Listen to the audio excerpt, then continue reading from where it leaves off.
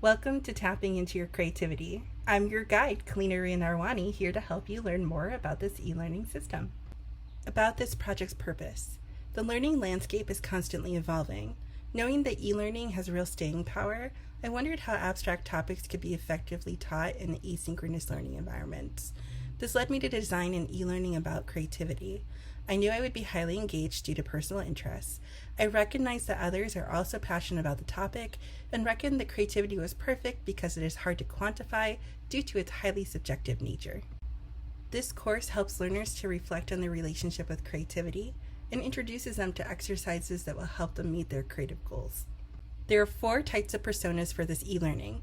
High creatives are very passionate and confident about their creative ability and have high creative output. Their goal is to increase the speed and effectiveness of their creative output. Scoring creatives have low confidence in their creative ability due to negative experiences and self-criticisms. They may have created in the past but now hesitate to do so.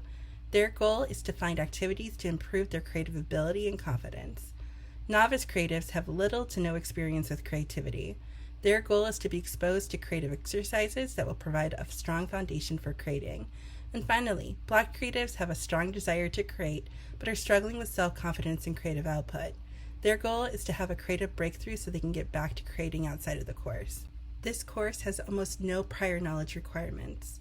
While it is nice if they have a basic understanding of creativity and have created something before, having less knowledge going in may benefit learners since it is easier to build good foundational skills rather than trying to break long-held beliefs and habits. Here are the learning objectives. Define what creativity means to the learner personally. Set goals for how the learner wants to engage in creative activities over the next month. Explore techniques that will help learners come closer to their creative goals. And practice skills that can help learners engage in divergent thinking.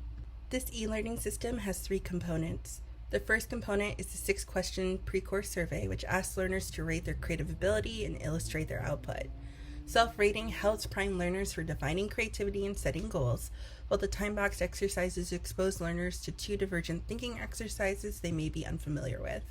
The question about creative engagement determines which version of the course that learners participate in.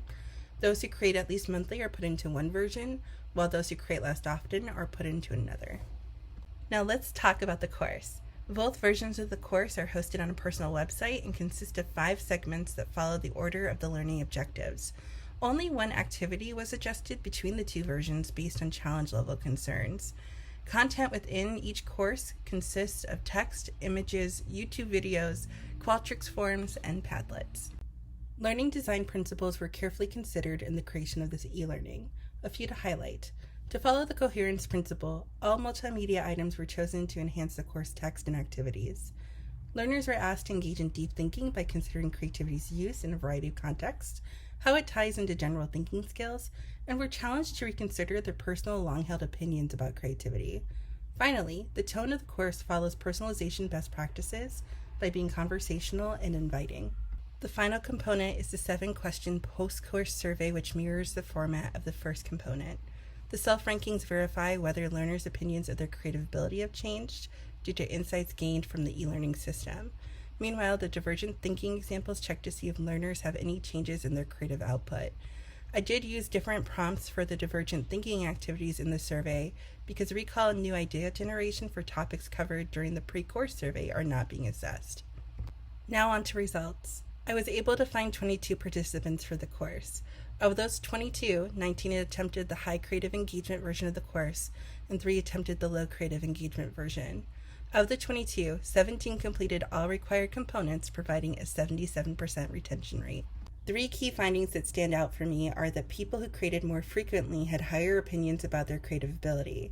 9 participants in the study did end up saying that their opinion about their creative ability changed, and the divergent thinking exercises had mixed significance and impact. This may have been because of the fact that the learners could not have control over the timers for these activities. There are many future considerations based on this e-learning experience. Some quick examples.